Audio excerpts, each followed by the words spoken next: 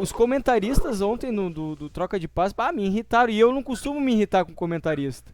Mas me irritaram profundamente. Assim, pô, o jogo Só tinha o acabado. Marcos. O Só com o Grêmio, Marcos. o Grêmio tinha controlado o jogo no primeiro tempo. Ah, não, mas o Santos fez uma baita. Mas perdeu, bicho.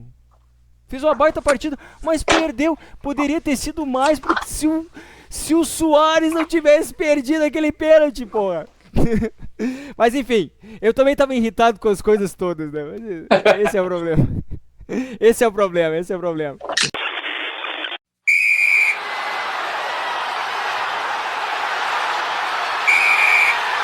Beleza, estamos começando mais um episódio do Grenal Corneta, esse canal que reúne na mesma mesa virtual gremistas e colorados para um bate-papo sobre os clubes Grêmio e Inter e, consequentemente, fazer corneta. Eu sou o Gustavo, gremista, e comigo hoje só colorado. Tá?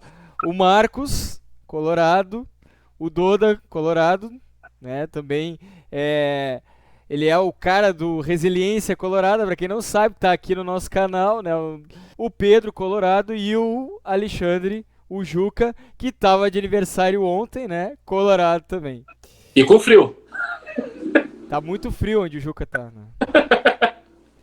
Bom, vamos começar falando de Inter, já que só tem Colorado aqui, a maioria é Colorado, então, né, os gremistas me deixaram sozinhos. Como é que foi esse empatezinho aí, Doda? Ah, empatezinho. Eu gostei da entonação. Eu gostei. Primeiramente, boa noite aí, né? Mostrando, tem 4 colorados aí mostrando, né? A maior torcida do Rio Grande. Não é fato, é apenas um fato. Tá sendo mostrado isso aí, né? Cara, eu acho que a maioria dos colorados não achava. Tinha muito colorado achando que nós ia ser goleado lá em Fortaleza, lá. Eu não me incluía nessa. Achava que o Inter poderia fazer um bom jogo. Até acho que fez um bom jogo. Um cara que me surpreendeu demais foi o Igor Gomes, na lateral direita. Já jogou mais que o Bustos em todo o ano de 2023. Ele tendo jogado ali uns 60 minutos. Para mim foi muito bem. E eu vou dizer assim, ó, bem de canto. Nesse jogo eu entendi um pouco o brother, né, o Mano Menezes. Do porquê que o PH é reserva. Até deu para entender um pouquinho. Porque depois que o pênalti que o PH perdeu lá, nossa senhora. Ele não jogou nada depois do pênalti que ele perdeu contra o CSA. Não jogou nada. E não jogou nada contra o Fortaleza. Tentou uma, duas ali, mas não é mais aquele cara que pega a bola e vai para cima, que é o que eu vejo no Wanderson. No Wanderson eu vejo isso. Mas também não é aquela coisa, né? Não é tudo isso também. O Jean Dias ali, os estreantes ali, eu achei que o Jean Dias apareceu um pouco mais, porque entrou um pouco antes. Tentou fazer algumas jogadas, alguma coisa, voltou bastante até para ajudar. O Campanharo, eu pouco ouvi o nome dele realmente durante a transmissão ali, não sei se acho que não teve talvez nem muita jogada pelo meio, que é onde ele fica também, acho que foi isso, porque o Fortaleza é muito pelas pontas, né? É muito pelas pontas a jogada do Fortaleza. O René, para mim, que acho que foi eleito melhor em campo em quase todas as páginas, nas rádios também. Eu gostei muito do René, gosto do René, mas o René deu muito espaço também para cruzamento. E bola na área, a gente sabe, né? Tem algum problema ali com os goleiros ali que embaixo das traves, embaixo dos paus, show, legal. Eu acho que é uma síndrome André Doring, anos 90. Embaixo dos paus, vamos bem. Pra sair é Tiranossauro Rex. Não dá certo. É uma coisa absurda, cara. Eu não consigo entender. Mas eu vou dizer que eu gostei do John. Quando ele apareceu ali, foi bem naquela falta. Algumas defesas ali, gostei. Gostaria que ele fosse mantido como titular, mas o Mano já deu declaração que vai ser o Kehler, né? Cara, foi um empate que... Eu acho que não foi um empatezinho. Eu acho que foi um bom empate. Não vejo que foi o Inter deixou 2 pontos. Eu acho que eu não vi esse jogo. Eu acho que foi um jogo que fica complicado porque o Inter faz o gol e em seguida toma, né? Que é uma coisa histórica nossa também. Como tomar gol no final também, que era o meu medo. Quando começou aquele final de jogo e bola na área do Inter, eu pensei, tá aí o crime. Tá aí. Mas eu acho que foi um bom empate. Em relação ao Inter mesmo, o Inter eu consegui notar uma melhora no time. Não sei se a competição, daqui um pouco a gente sabe que os jogadores dentro disso aí tem isso, né? Eles mesmos priorizam aparecer mais. E a gente sabe que às vezes pode ser até isso aqui, né? Tem bicho também de Brasileirão, é diferente do que um gauchão da vida. A gente sabe que isso acontece. O gauchão não é televisionado, por exemplo. O Campeonato Brasileiro voltou a ser televisionado na Rússia, depois de anos. Então eu acho que esse tipo de coisa por mais que a gente tenta não ver, chega nos jogadores também. Não, o Brasileirão posso aparecer mais. Posso ser vendido daqui um pouco ali. Que nem o Johnny, que é um baita jogador, e o Monza, da Itália, parece que vai levar. Pelo amor de Deus, Deus, leva essa praga. Não aguento mais o Johnny. E aí, Alexandre? E aí, boa noite, turma, boa noite, galera, tudo bem? Uma boa noite. Olha só, não, eu acho que o Internacional fez uma boa partida, né? Durante a semana já havia uma movimentação de que o Inter ia um pouco mais cauteloso, um pouco mais fechado, que eu concordo. Não me agrada o jeito que o Inter estava jogando, né? E o ano passado deu certo com o Carlos de Pena de volante, porque o Gabriel fazia com excelência a volância ali, né? Ele jogava dos dois lados, cobrindo os dois laterais, cobrindo todo o meio, e esse ano sem o Gabriel vazou, né? Então eu acho que essa movimentação foi boa, o Inter jogou mais cauteloso lá, o Inter jogou esperando um pouco mais o Fortaleza, mas em nenhum momento assim eu vi supremacia do Fortaleza. Até eu acho que o Inter foi melhor no primeiro tempo, ganhou mais espaços, fez uma boa partida em Fortaleza, o Internacional. É difícil jogar lá, Fortaleza é um time que já está indo para a terceira temporada com o mesmo treinador, o grupo é mais ou menos o mesmo, eles trocam um pouco, é difícil jogar lá, né? Então eu acho que foi bom, eu acho que tem que manter esse sistema com dois volantes, não tem como jogar diferente. No meu entendimento, o Carlos de Pena tem que jogar na reserva de um dos atacantes pelo lado, ele foi contratado como atacante pelo lado, né? Ou de reserva do Alan Patrick. Ele de volante ali é muito difícil porque fica vulnerável o meio de campo. Eu acredito também que o Johnny deve sair naturalmente para a reserva, porque a não ser que surja um comprador, ele seja vendido, né? Porque esse meio ali deve assumir a titularidade naturalmente o Campagnaro, que é bom jogador, teve pouca amostragem lá, mas é do ramo, é do ofício, é muito bom jogador. O Rômulo que entrou lá, viu, Doda, entrou muito bem, me agradou muito o Rômulo, acho que deve também, tem que ter grupo, né? São 3 campeonatos, então tem que ter 2 jogadores para cada posição, mas eu acho que o Inter tende a melhorar com esses reforços. Gostei do jogo lá em Fortaleza. Uma coisa assim que eu acho que eu tenho certeza que tem que ficar claro e definido e cristalino na zaga do Inter. O Moledo tem que ser titular. Perfeito. O Moledo tem que ser titular. Perfeito. Bom, vai jogar o Vitão ou o Mercado. Escolhe um, atira para cima e sorteia um. Qualquer um dos dois me agrada também, mas o Moledo tem que ser titular. Os últimos bons momentos do Inter de 2020 para cá foram com o Moledo na zaga. Ele encaixa e acerta a zaga. Na hora do desespero, começa a levantar a bola na área do Inter, tu só vê aquela testa dele lá. Afasta tudo. Não, se joga na bomba, não tá nem aí. No início do jogo, no primeiro tempo, ele deu uma salvada, né? Por baixo, um carrinho perfeito. Então, quer dizer, uma segurança na zaga, né? Me agradou muito o lateral direito, o Igor Gomes, muito, jogou demais, dá consistência ali, tanto na bola aérea defensiva quanto ofensiva. Eu não sei, o Bustos é um excelente jogador, mas eu acho que é jogador para jogo no Beira-Rio, bem protegido, tem que se mandar mesmo. Ou quem sabe ele jogava na frente do lateral, adaptado como um meia. Eu acho que o Inter com o Bustos fora de casa fica muito vulnerável, ele é muito baixinho para aquela posição, em que pese ser um excelente lateral, né? Eu acho ele muito bom ofensivamente, mas a gente é muito atacado ali pelo lado dele quando ele joga. Então, para ele jogar, tem que ter um sistema ali de proteção para ele, né? Então, gostei muito, eu gosto do alemão, me agradou a escalação lá, foi uma surpresa o alemão, né? Eu gosto, me agrada o alemão, ele dá combate, ele marca a saída de bola do time adversário, faz pressão, né? Enfim, então eu acho que no cômputo geral, assim, foi um ponto ganho em Fortaleza, em que pese, quando a gente sai ganhando fora de casa, né, a gente lamenta depois o empate, né? Mas como saiu logo após o gol do Inter, então acredito que o empate foi um resultado justo e o Inter foi muito bem em Fortaleza. Eu gostei desse início do Campeonato Brasileiro, né? A gente está preocupado com os goleiros, né? Tá sempre tendo algum tipo de falha ali, né? Os 2 goleiros estão inseguros, né? Inseguros. O Kehler contra o jogo anterior, o jogo da Libertadores, ele faz um milagre também, isso que é verdade, né? Aquela cabeceada é dificílima, aquela bola é impossível, viu o gol ali, ele pegou. E o goleiro, o John, foi muito bem também em Fortaleza, exceção ao gol, né? Ele pegou 2 ou 3 bolas muito difíceis. Enfim, eu acho que a gente vai ter que ter paciência com os goleiros aí, até um acertar e pegar confiança, porque não tem goleiro no mercado, né? Eu acho que inicialmente seria isso. O jogo fora de casa, o empate, não foi uma derrota, né? Mas eu tô vendo só assim, só avaliação positiva ali, né? Mas foi um Chama o Marcos empate, agora. vocês cederam esse empate, porque começaram ganhando e tal, né? Não foi um empate assim do tipo, eles começaram ganhando, nós buscamos o empate. Não, vocês cederam o empate.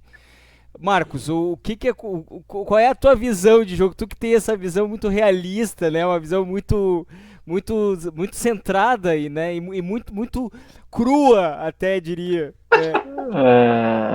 Eu tô sentindo as pedradas aí, ó, careca. Assim, o Inter, ele jogou mais parecido com o Inter do ano passado. Ele não tinha jogado ainda assim dessa forma. Não tinha jogado. O Inter jogou com 3 atacantes e ainda assim ele estava retrancado, jogando na reação do Fortaleza. Eu acho que o caminho é por aí. Talvez vai ter que dar uma ajustada entre quem seria titular no ataque ou não. Dá para ver por que o Wanderson, se ele entra como reserva e entra no segundo tempo, ele faz um fumaceiro quando ele entra. E o Pedro Henrique é a mesma coisa. Não dá para deixar os dois jogando os 2 tempos. Eles não aguentam jogar naquele ritmo que eles têm. Então aí eu acho que deveria ter um ajuste, deixar um como titular e outro como reserva, e sempre entrar um ou outro. Eu acho que o acréscimo do alemão na frente foi bom defensivamente, porque segurou a bola do Fortaleza lá. Mas dá pra gente ver que tem algumas coisas que ainda tem que encaixar, né? O Baralhas, meu Deus, jogador de terceira divisão. Eu tô achando o Vitão muito mal nessa temporada. Ele quase entregou um gol também.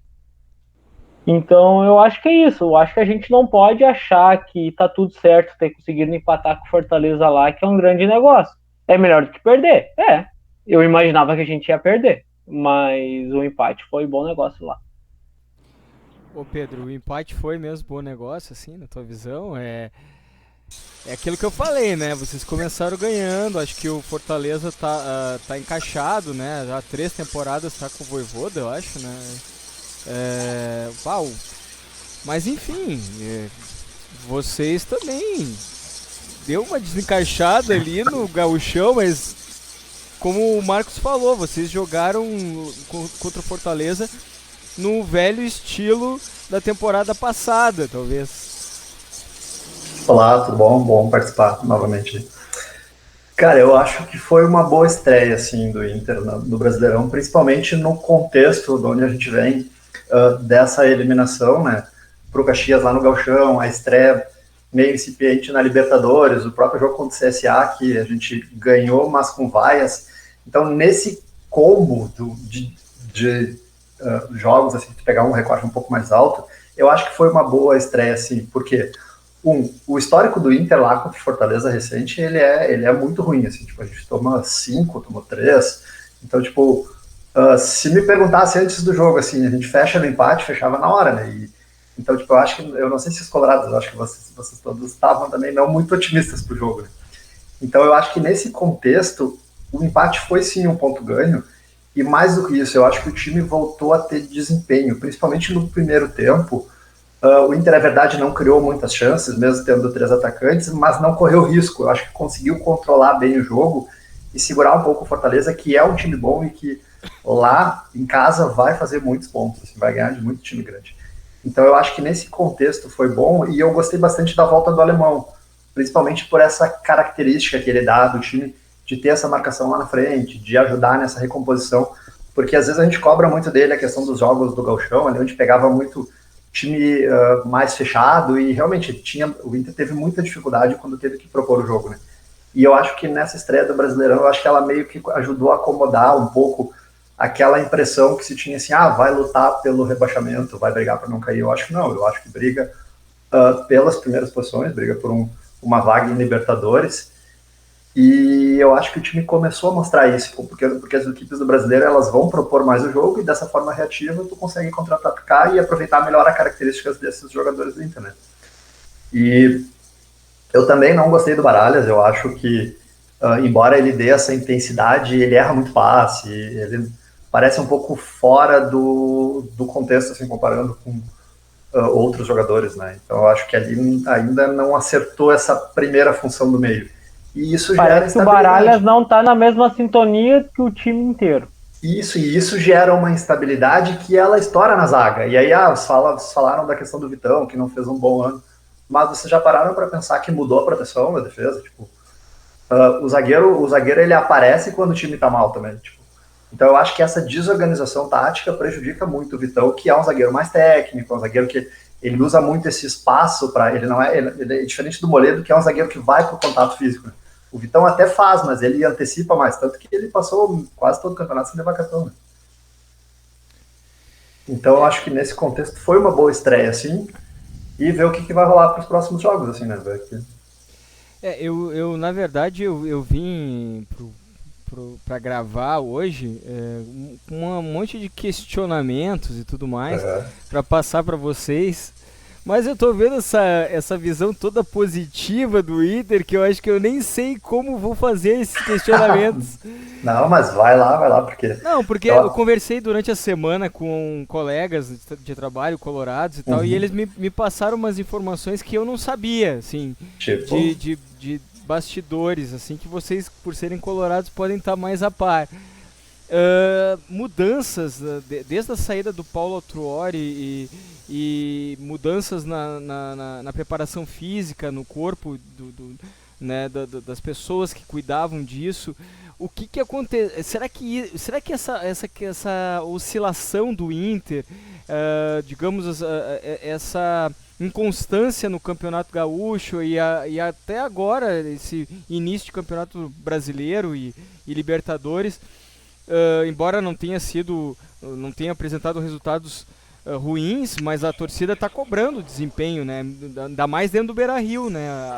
Aquele jogo da Copa do Brasil de vocês terminaram ganhando, mas a torcida vaiando no final, né? Porque esperava mais, né? Esperava até uma vantagem maior para o jogo de volta, né? Então, como é que vocês estão sabendo dessas mudanças? Será que isso está influenciando? Será que essa é a grande chave da mudança de uma temporada para outra? O Inter termina na vice-liderança do Campeonato Brasileiro. A gente imagina, nós, inclusive torcedores gremistas, imaginamos o Inter vai vir mais encaixado para o início dessa temporada, e no fim acontece essa oscilação aí, que envolve desempenho, envolve resultado.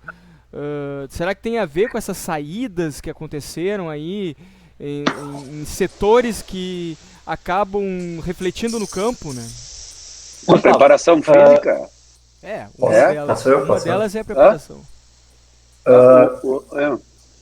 Deixa eu então.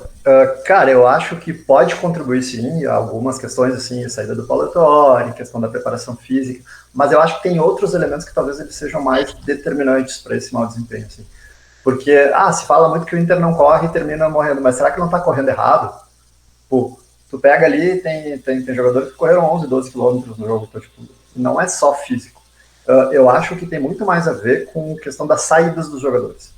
A gente perdeu 14 jogadores, se eu não me engano, e especificamente o Gabriel, a gente não tem mais o jogador da característica dele, que se tu olhar no histórico antes, o Inter tinha 2 jogadores da função, tinha Dourado e tinha Lindoso. Era ruim, era bom, era não sei o quê, mas era o primeiro volante marcador. E quando sai o Lindoso, vem o Gabriel, que é a reposição, só que quando sai o Rodrigo Dourado, o Inter não traz esse jogador.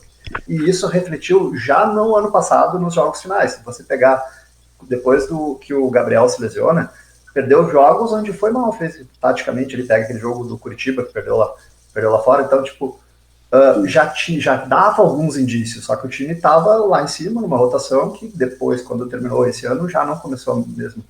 E pegando ali essa questão de saída, assim, por exemplo, no jogo no Gauchão ali, o Mano olhava para o banco, o que tinha? Ano passado tinha, era problema o Edenilson, era problema o Tyson, só que eram caras para grupo que entravam e colaboravam positivamente.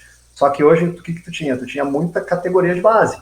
O Estevão, tu tinha o próprio Johnny e Maurício, que foram crescer mais no final, né, da temporada, o Lucas Ramos, tipo, é um banco diferente. E agora, com a chegada desses novos jogadores, tanto que ontem, no jogo de sábado, quem é que o Mano escolheu? Entrou o Capanharo, entrou o Jean Dias, já entraram esses novos jogadores que vão ajudar a qualificar. Então eu acho que passa muito mais pelas saídas dos jogadores, que eu acho que talvez seja aí sim um erro de avaliação da direção, de ter achado que o grupo era suficiente para o Gauchão, do que propriamente pela questão física ou pela saída do Paulo Torre, que pode colaborar também, né? Mas eu acho que a gente como torcedor não consegue ter essa profundidade da preparação física, é mais uma percepção. Né? A questão da preparação física é a segunda vez consecutiva, né? A segunda vez, eu acho que em 3 anos, de 2020 para cá, que o Internacional simplesmente larga o preparador físico. E a gente não sabe direito o motivo, o que acontece. Primeiro foi o Cristiano Nunes, acho que de 20 para 21. O Inter estava correndo muito e ele sai. Naquela movimentação ali da saída do Abel, alguma coisa assim, quando começaram a trazer aqueles treinadores estrangeiros, saiu o Cristiano Nunes, inclusive acho que foi pro Atlético Mineiro, e o Inter também começou a correr menos. E agora, a saída do preparador físico do ano de 2022, não se sabe por quê, o Inter está correndo muito menos mesmo. É claro, é natural, há uma ruptura no trabalho, um processo de trabalho que vem sendo realizado, né, uma metodologia de trabalho diferente começa, e os jogadores estranham, e começa a correr menos. Esse é o tipo de situação que tem que parar no Inter, né? O preparador físico não se acha em qualquer lugar, né? Quando tem um preparador físico bom, segura o cara, porque senão tu tem que mudar todo o processo, toda a metodologia de trabalho. Normalmente são equipes que vêm, né? Então eu acho que é um erro. Essa diretoria eu costumo dizer, eles não conseguem acertar nada. Eles, via de regra, erram tudo. Quando acertam, é uma exceção, né? E concordo também com o que o Pedro falou aí mesmo. Você perde Edenilson, perde Rodrigo Dourado, né, já faz um tempinho mais, e perde Gabriel, o time vai correr menos. O meio de campo do Internacional, nos últimos anos, quem mais corria era o Edenilson. Não trouxeram ninguém para o lugar dele. É natural que o time corra menos. O Edenilson, que eu reputo um excelente jogador, eu acho muito bom jogador. Eu não largaria ele por problema de relacionamento com a torcida. Eu administraria isso aí. Cabe à diretoria administrar problema de relacionamento de jogador com torcida. O Edenilson não era um indisciplinado. Ele não era um relapso. Ele era um bom profissional. Agora a torcida pegou no pé do cara, que nem pegaram no pé do Moisés também. Eu não consigo entender isso aí. Só que não tem diretor para administrar esse tipo de bronca, né? Então, tem umas coisas que são inexplicáveis. A saída do preparador físico do Inter esse ano, ninguém sabe por quê, né? Eu não sei, Gustavo, se as tuas fontes aí te deram alguma letra, mas é inexplicável, né? O que eu vi na internet, algumas páginas postaram, que, como é que é o nome dele? Agora me esqueci o nome do preparador físico, acho que é Flávio, não sei se é Flávio alguma coisa, eu acho que é. Tinha um acordo, parece, com a direção, que se ele tivesse uma proposta mais vantajosa, ele sairia numa boa. Só que aí vem aquela coisa, vai, Inter, então por que tu trouxe? Se é um cara que já botou uma cláusula, se vier uma coisa melhor daqui 1 ano eu vou embora, mas não traz. Isso aí não me serve. Não me serve. Mas é um cara que realmente, e coisas que saíram também na internet, informações, que não é nem a questão física, no caso, é o emocional. Eu acompanhava direto, não sei se vocês viam também, principalmente, né, a gente colorado aqui, o pós-jogo, né, as filmagens ali dos bastidores, né, o preparador físico falava muito mais que o Mano, sabe, no motivacional o cara, era bacana de ver, sabe. Então, do que eu vi, assim, informações que eu vi pingar na internet era isso, tinha um acordo de cavalheiros, no fio do bigode ali entre ele e a direção, que se tivesse uma proposta, né. Hoje apareceu uma outra, né, saindo um pouco, eu já vou voltar para a parte da preparação aí, uma outra situação que o Sampaoli quer que o Flamengo busque o cara do River, que tá no Inter, me esqueci o nome dele. Sampaoli, que é esse cara. Flamengo tem grana.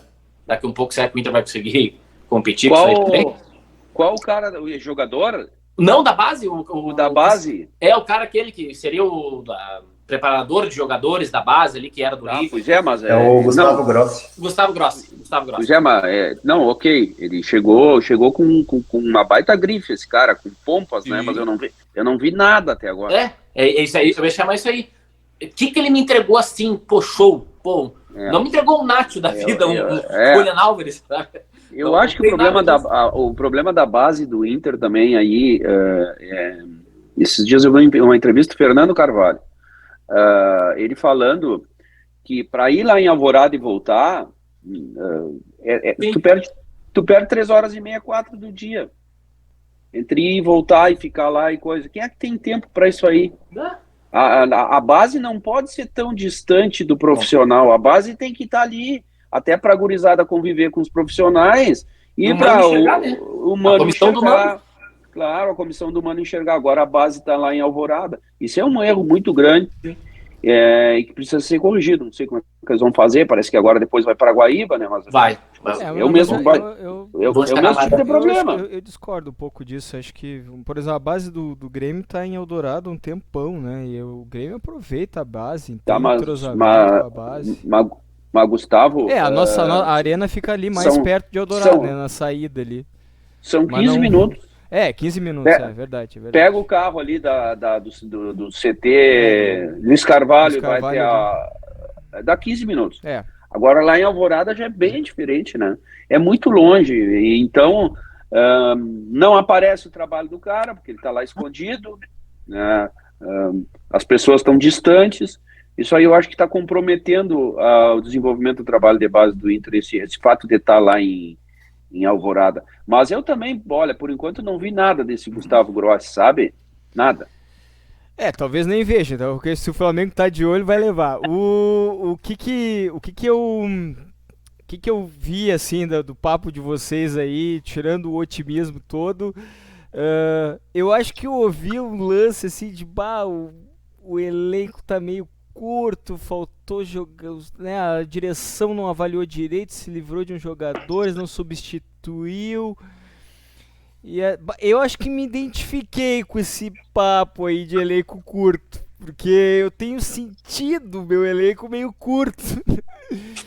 Né? Bom, mas eu tava dizendo, né, que eu me identifico, tô me identificando com essa história do elenco, porque o que eu tenho sentido no Grêmio é justamente isso, né? O que aconteceu nos 2 últimos jogos, da Copa do Brasil, principalmente, contra o ABC de Natal e agora na estreia do Brasileiro.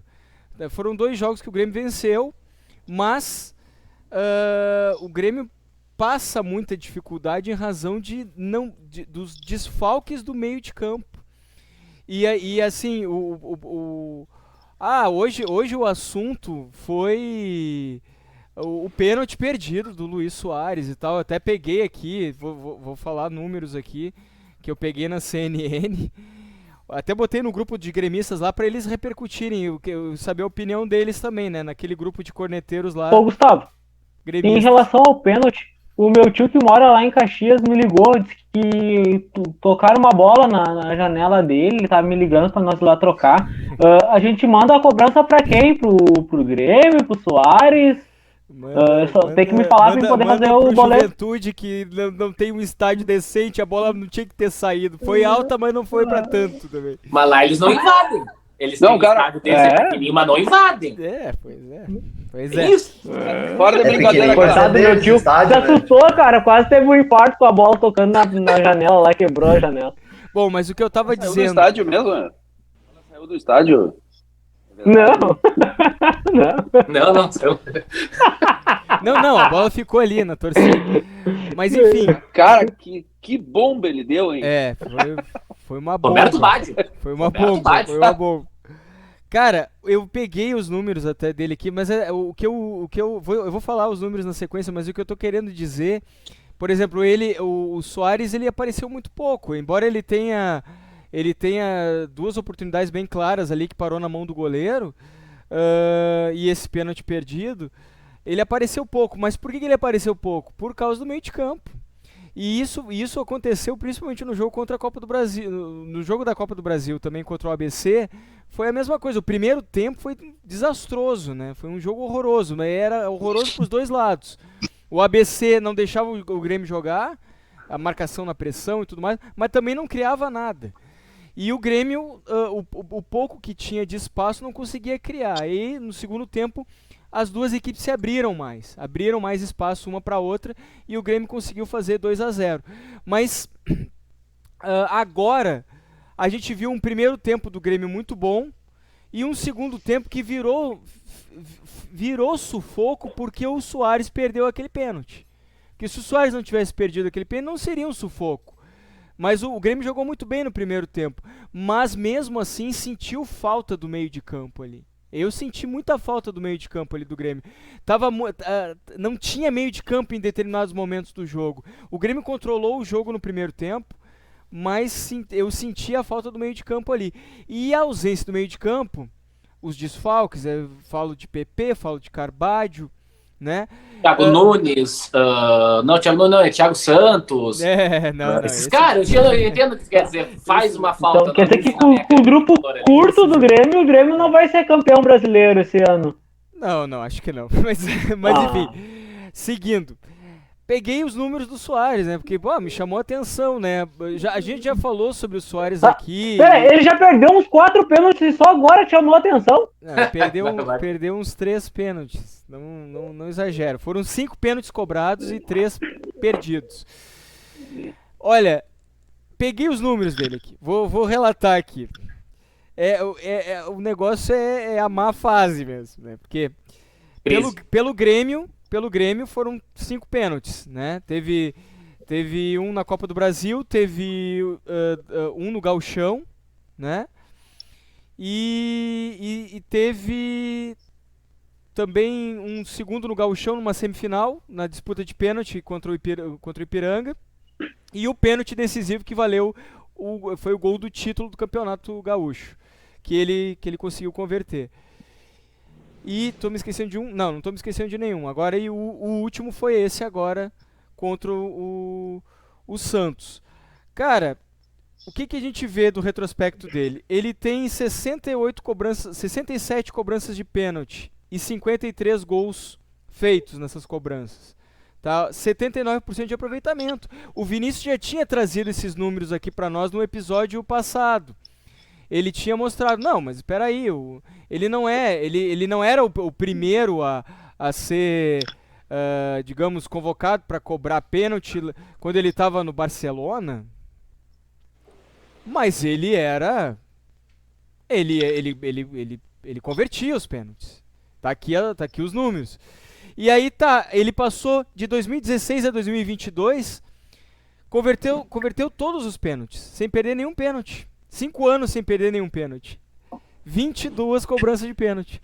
Então, tem um probleminha aí mesmo de confiança, talvez. Nesses outros times que ele jogou, ele tinha no contrato, quanto mais gol ele fizer, mais ele ganha. Nesse ponto o Grêmio tá tendo sorte até, né? Ele não tá conseguindo, não tá convertendo. Não, então deve ser isso. Ele deve estar ganhando pouco pra fazer gol, ele deve estar querendo o aumento. Por um lado é bom, porque aí o Grêmio não se endivida, né? Mas por outro... então quer dizer que é bom o Luiz Soares não fazer gol e errar pênalti. Não é bom errar pênalti. Tá, não. É que o jeito que tu tava falando parecia que era, assim. Não, eu tô gozando, né? Tô levando a gozação, porque o que me resta é fazer piada. O Marco, pra distorcer as coisas, é campeão, O que me resta é fazer piada desse cenário. Eu aprendi com o Gustavo e com o Pedro. O cara passa 5 anos. O cara passa 5 anos sem errar pênalti e começa a errar agora, né? Que tá no Grêmio. O Reinaldo não jogou, né? O Reinaldo. O Reinaldo tá lesionado. Não jogou. Não. Mas eu até acho que quem deveria ter convertido aquele pênalti ali era o Vina. Tava em campo, poderia ter pego a bola. Não, vai. Mas não, aí claro, tem o peso do Soares e tal. Quem é que vai botar a banca em cima do Soares? Ele tá gordo. Vai ter que começar a botar a banca em cima do Soares. O Pedro Henrique, artilheiro do mesmo campeonato. Mas sabem que eu acho que o Soares ele andou ouvindo o Grenal Corneta em outros episódios, assim, porque ele é que nem o Gustavo, ele não gosta de ganhar com gol de pênalti. Aí por isso que ele tá indo, né? Não gosta, né? Não, eu gosto de ganhar de qualquer jeito. Tá sozinho hoje, vai ter que aguentar essas cornetas hoje. Eu Vai gosto ter de que ganhar de qualquer jeito. Gosto de ganhar de qualquer jeito. Não é que eu não gosto de ganhar de gol de pênalti. Acho que Até quando o pênalti não é pênalti, né? os pênaltis. Foi pênalti, né? Isso foi claro. O problema todo é a confiança do Soares. Não é só na questão do pênalti, né? A gente vê que na finalização do Soares, às vezes parece que falta a confiança dele. Claro, quem sou eu para fazer essa avaliação? Mas o que eu percebo, assim, ele não está em condições físicas baixas, assim. Eu não vejo, ele corre todo o campo, ele se apresenta. Então, não vejo como, ele está jogando menos do que antes. Não, eu acho que está faltando parceria. Aí eu atribuo as ausências no meio de campo, aos desfalques, né? Que de repente a bola não chega nele. Mas Gustavo, na hora de bater pênalti não precisa de parceria. Ele bate sozinho. Outra coisa, o Soares tem problema talvez de autoconfiança. Ele é o Soares. Ele é o Tu Soares. mesmo disse, ele é o quinto Ele artilheiro é o quinto maior em atividade. artilheiro do futebol no mundo hoje. Exatamente isso. Se ele tá com problema de ele se sentir, imagina eu então, eu sou um coitado. Ele tem que pegar e botar a bola lá, ele não precisa de parceria pra bater o pênalti, ele bate sozinho. Mas então eu acho que tem alguma coisa errada. O problema é que o futebol é isso, acontece. O goleador do campeonato, né, o Pedro Henrique é o nome dele, eu acho, né? O cara não perdeu um pênalti agora também? Perdeu? Muito mal batido. Mas ele não é mal batido, que inclusive poderia fazer com que o Inter voltasse com a vitória lá, que foi mas foi um empate maravilhoso, né? Não, foi no CSA. Empate de Salvador. Esse foi na Copa Quando do Brasil. Tu for falar dos jogos do Inter, tu te certifica de qual adversário tu tá falando e qual competição, porque a gente joga mais do que uma. Tanto faz. A gente também tá jogando a Copa do Brasil. Tanto faz, Marcos, tanto faz. O resultado a Libertadores você tá jogando dentro de casa também não foi muito satisfatório pela torcida, né? A Copa do Brasil não tem mais gol qualificado, né? Não. Não tem. Graças a Deus. Isso é bom para o Inter, porque esse resultado de 2-1, a vitória de 2-1 em casa é um perigo no gol qualificado. 1-0 lá em Alagoas põe eles de volta no campeonato. Sim. Se tivesse o gol qualificado, até classificaria eles. Classificaria. Tu falou do ranking, né, do Luis Soares, né? Eu vi hoje, eu não consegui acreditar nisso. Não sei se é real ou não sei se mais alguém viu. Dos goleiros que menos... como é que é? Acho que menos tomaram gol. Os goleiros que mais jogaram partidas sem levar gols. Isso. E o Muriel está no ranking. Acima de Rogério Ceni. Muriel maior que Rogério Ceni. Esse eu vou olhar o slogan, é a reportagem. Pelo amor de Deus. Os rankings, às vezes, eles têm essas coisas assim. Cara, o Muriel, né, cara? Tipo, o cara ser o quinto artilheiro em atividade e não ser artilheiro do Ruralito ali, do Gauchão. Aqui, ó. Tem que levantar. Tá aqui, ó. Muriel. Mas isso é futebol. Faz parte. Tá aqui, ó. Eu vou ler aqui, ó. Muriel é o terceiro goleiro com mais gols sem sofrer gols na história do futebol. Ele perde pro Clemens. É o goleiro com mais gols sem sofrer gols, eu não entendi. É o goleiro com mais gols sem sofrer gols. Muriel é o terceiro goleiro com mais jogos sem sofrer gols na história. Ele jogou 450 jogos sem sofrer gols. Ele perde pro Buffon, que tem 513, e Clemens, 500. E 112 anos também, né? O Buffon, 112 anos também. Complicado. Eu, com todo respeito, eu vou ler melhor essa matéria aí. Isso aí tá mal contado. Não tá acreditando. Mas tu tá louco. Mas o lance, o futebol tem isso, né? Não adianta. Tem essas questões aí envolvendo. Um detalhe faz toda a diferença, né? Um gol muda toda a história do jogo, né? Isso a gente tá Se o cansado de Soares saber. tivesse convertido os 3, ele seria o goleador do Campeonato Gaúcho, né? Não, seria. Seria? Em Se- tese, né? Não, é que na verdade no Gauchão ele perdeu um pênalti que daria, digamos assim, empataria em número de gols com o Pedro Henrique, né? Com o artilheiro do campeonato, sim. O artilheiro do Não, só pra... Grande porcaria ser artilheiro do campeonato e não ganhar Não nada. tem a Pra taça, mim, isso é- bicho. O cara não tem taça. Pô, tudo bem. não tem adianta, cara. Não tem problema. Aliás, nós Tá continuamos. Eu gosto de ver quando o Inter comemora essas coisas. Mesmice. Eu gosto de ver Não, o na Inter comemorar isso. mesmice. Sabe, estamos comemorando a artilharia do campeonato, mas título que é bom não. A gente se apequena para esse tipo de coisa, cara. Eu gosto de É ver o o quarto, Inter quinto comemorar programa e eu falo que é a mesma coisa, cara. isso. E eu A gente se preciso... apequena. Aí agora vamos se apegar que o Muriel é o terceiro goleiro, ou o primeiro do mundo no Brasil, sem levar gols, cara. Que título é esse? De expressão, cara. É incrível. É o que sobrou pro Muriel. Bom, mas enfim, o que a gente tá vendo, assim, eu acho que não é só no Grêmio que essa questão do grupo curto tá atrapalhando, né? Acho que o Inter também tem isso. Claro, o Cara, Grêmio, no o Grêmio, Inter, o Grêmio tem no tem Inter isso. se dizem que começa pelo goleiro, o Inter nem goleiro tem, né? Pois é. Nem goleiro tem. Isso já é um consenso aí entre vocês, a maioria, pelo menos. O que eu vejo, assim, esse problema do grupo curto, isso daí, as duas equipes vão ter que resolver. O Grêmio está em construção ainda, né? Isso é fato, né? A gente fez um bom campeonato gaúcho, fez uma boa campanha, poderia ter sido invicto se não fosse aquela derrota lá contra o Ipiranga, mas fez uma boa fase ali, a primeira fase se classificou com antecedência e tudo mais, mas tem que cair na real. O torcedor gremista tem que estar atento a isso. O time está em reconstrução.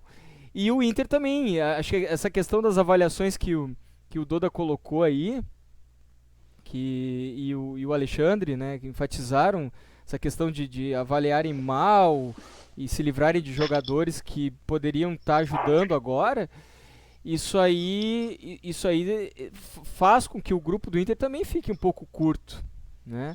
Em determinados setores. Mas é que assim, ó, no Inter o presidente, ele acabou dando uma entrevista esses dias que ele disse que ele tentou contratar e realmente ele foi atrás dos jogadores, só que não conseguiu. Ele foi incompetente em não conseguir contratar, ele não teve talvez o respaldo que ele achou que ele ia ter, o investimento que ele disse que ele ia ter, mas ele foi atrás. Então eu acho que talvez foi mais incompetência dele ou falta de grana. Agora, então, eu não tô passando pano nele, mas ele deu a entrevista dizendo que ele foi atrás das contratações. Só que não quiseram vir, não quiseram sair da Europa para vir. Se é verdade que o Soares foi oferecido para o Inter, assim como o Cano, o Inter não quis, é muita incompetência mesmo. O do Cano, para mim, é imperdoável. Do Cano não tem sentido. Falando no Cano, o Cano também perdeu um pênalti nesse início de Brasileirão aí. Pra ver como são as coisas, né? O futebol é isso, né? Não adianta. Tá, mas o Cano perdeu um pênalti, não ameniza os pênaltis que o Soares tá perdendo. Tá, Marcos, tá bom. Agora, o que pintou agora essa semana aí, semana passada aí, do Rames Rodrigues. Eu sou um cara que eu sou totalmente contra. Pra mim, não agrega em nada, sinceramente. Pra mim, nunca foi craque, mas longe de ser. Quem acha que o Rames foi craque, na boa, não sabe o que é futebol, né? Não sabe o que é um camisa dessa, na moral. Porque se fosse craque, era titular incontestável em Bayern e Real Madrid. Me desculpa. Tem Pelo alguém amor de Deus, que gastar discorda? 2,5 milhões pro Rames? Não. Muito obrigado. Muito obrigado. Discordo, não tinha que dar nem 10 mil pra ele. Invisto no Rojas do Racing, então, que é mais novo e pode ter uma futura venda, então. Aí tudo bem. Mas no Rames? Não.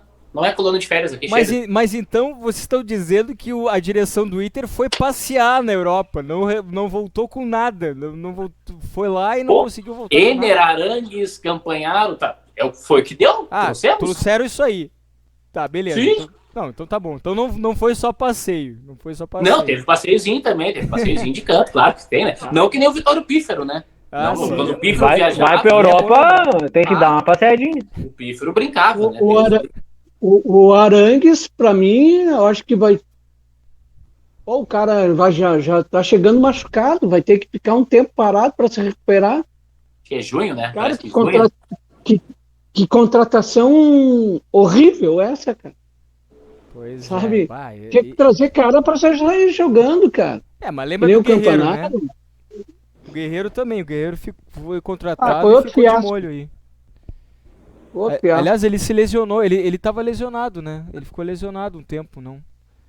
Antes de estrear no Inter.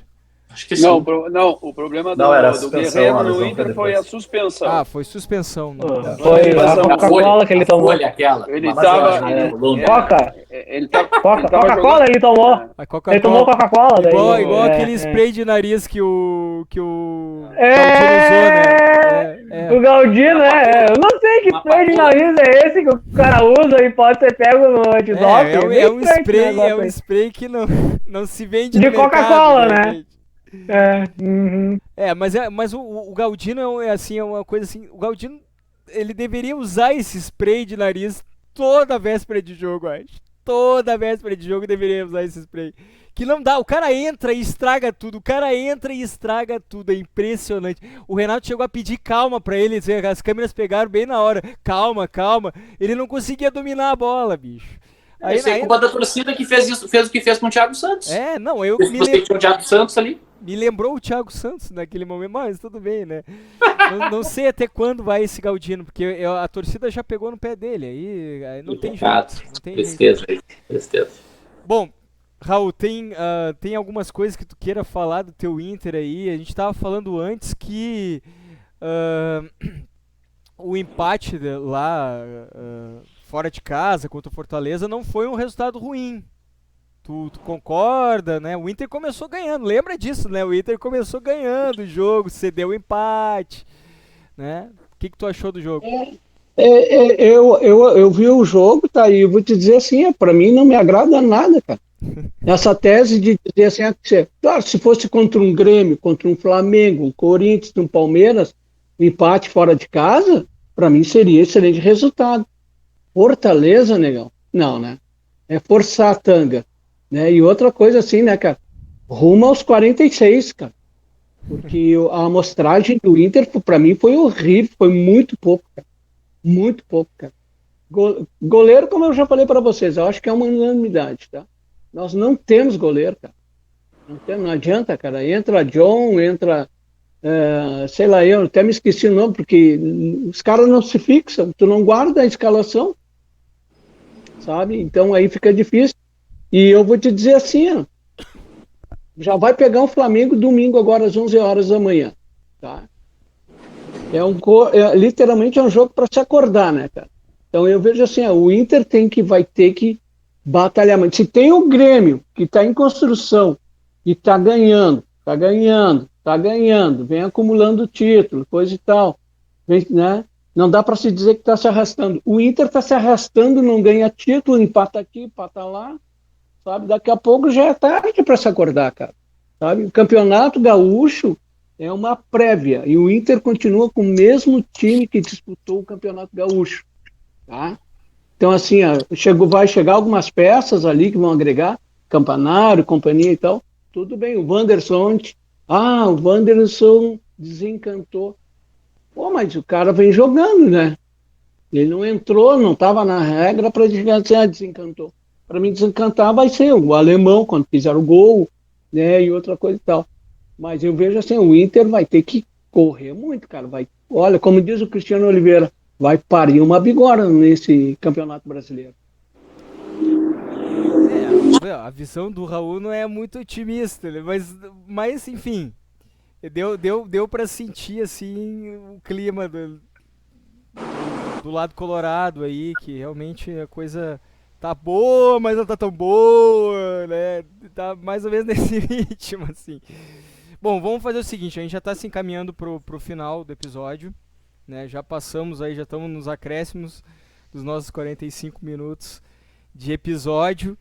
Eu vou rodar a nossa mesa virtual aí para cada um dar o seu recado final. Pensando que, bom, começou o brasileiro, né? Essa é a máxima do nosso episódio hoje. E expectativas para esse campeonato que é longo. Faltam 37 rodadas agora. Vou passar a palavra primeiro para o Marcos. Bom, sobre o Campeonato Brasileiro, é evidente que a gente não é o melhor time, a gente não tem também o melhor grupo, não temos um grupo tão extenso assim que a gente possa jogar 3 competições ao mesmo tempo com a mesma qualidade. Eu acho que o Inter ele tem força sim para brigar pela vaga da Libertadores no Campeonato Brasileiro, mas brigar pelo título não. Podemos sim tentar brigar pelo título da Libertadores ou da Copa do Brasil, mas mais do que isso, no Campeonato Brasileiro eu acho que não. Eu acho que a gente tem que se focar nas Copas. Doda? Cara, eu vou mais ou menos na mesma linha do Marcos também. Eu acho que dá uma focada nas Copas, mas não vejo um campeonato brasileiro pro Inter de 45 pontos. Eu acho que dá para fazer mais, dá para brigar lá em cima lá. E cara, é mais ou menos isso aí, cara. Não tem muito o que fazer em relação até a contratações. Eu acho que só vai ter o Valência ali pro meio do ano ali. E, cara, é lutar com o que tem. Sinceramente, é bem por aí. É lutar com o que tem e vamos pra cima. E amanhã, de novo, vamos estar lá, né, cara? Pra fazer o quê, né? A gente é bobo, a gente vai lá de novo, né? Isso aí. Pedro? Eu tô alinhado com eles também, assim, eu acho que não vai ser um grande brasileiro, assim, mas dá para brigar, sim, por uma vaga na Libertadores. Eu acho que vai competir, né? Eu acho que isso que é o mais importante, né? Competir e depois ver o que, se der o título lá na frente, a gente vê daí. Alexandre? Eu diverjo um pouquinho de vocês em relação ao Campeonato Brasileiro. Eu acho que o Palmeiras já não é mais o mesmo Palmeiras. Está mais fraco esse ano. O Flamengo dá sinais de voltar a ser aquela velha anarquia da década passada. É um para-treinador, aquele cara está muito desgastado lá, o Braz. O time do Flamengo de 2019 é praticamente o mesmo desse ano. Os jogadores estão 4 anos mais velhos. Eu não vejo com tanto pessimismo. O Inter vai encorpar. Chegaram vários jogadores agora.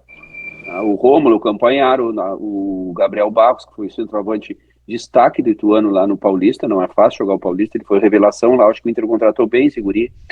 E o Arangues é uma lesão na panturrilha, não acredito que vai ficar eternamente em recuperação no DM. Se voltar a jogar, e vai encorpar. E o Ener Valencia está contratado. Ele está contratado, tem um pré-contrato. Se ele não vier para o Inter, ele vai sofrer uma sanção da FIFA, ele não vai jogar mais futebol. Então, acho que o Inter encorpa no segundo semestre. E eu acho que a gente tem que ganhar esse campeonato brasileiro de novo, tá na hora, né? Em que pese ser muito difícil, né? E vamos agora para 2 jogos em casa, né?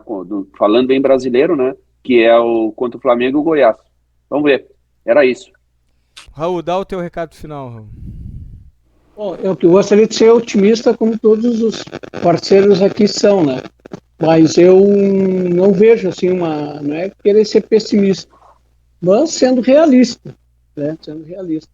Então, assim, para mim, pela amostragem que o Inter teve contra o CSA, então vai ser um jogo difícil a volta, e pela amostragem contra o início do Campeonato Brasileiro contra o Fortaleza, fora de casa, ganhando, né, tendo uma superioridade de time, digamos assim, qualidade de grupo, também sofreu. Então, eu vejo assim que para nós, né, não vai ser vai ser um ano de desgaste, digamos assim. E eu digo assim, para mim está faltando só 45 a partir desse jogo contra o Fortaleza. Olha aí, viu? Já tá. O Raul é realista. Eu vou dizer que não é pessimista, é realista. Acho que no caso do Grêmio, A gente não tá. Acho que o Grêmio não tá brigando pelo título do brasileiro, isso é óbvio. O Grêmio tá em reconstrução. Pelo menos eu, como gremista, sou que nem o Raul, sou realista, né? Eu prefiro ver dessa forma. A gente vai tentar uma vaga na Libertadores, isso sim. Isso é o nosso campeonato desde o início da temporada sempre foi esse, né? Por uma vaga na Libertadores ou pré-Libertadores, até porque são muitas vagas na Libertadores dentro do Campeonato Brasileiro. Agora, me preocupa essa questão do grupo curto. Acho que o Grêmio vai ter que buscar peças né, que possam, digamos assim, dar esse suporte. Temos o Campeonato Brasileiro, temos a Copa do Brasil. A princípio, a gente conseguiu uma vantagem boa, né, em cima do ABC de Natal. Acredito que a gente consiga passar o ABC de Natal no jogo aqui na Arena. Então a gente vai continuar na Copa do Brasil. Então tem duas competições aí. O Grêmio não pode ficar na dependência de jogadores que são bons, mas infelizmente por lesão ou até mesmo por serem convocados para suas seleções. A gente tem jogadores estrangeiros. Então isso complica um pouco, né? Então o meu desejo é que o Grêmio se organize nesse sentido. Acredito que o Grêmio esteja pensando nisso, dentro das suas limitações também. E vamos ver, né, como é que vai ser. Começou o Campeonato Brasileiro, a primeira rodada já foi, não foi uma rodada ruim para a dupla, né? Então tem ainda 37 rodadas pela frente aí, a expectativa é que a gente consiga melhorar. É importante pro futebol gaúcho, né? Mas então tá, até o próximo episódio, pessoal. Até mais. Beleza? Uma boa noite para todos. Valeu, boa noite, pessoal.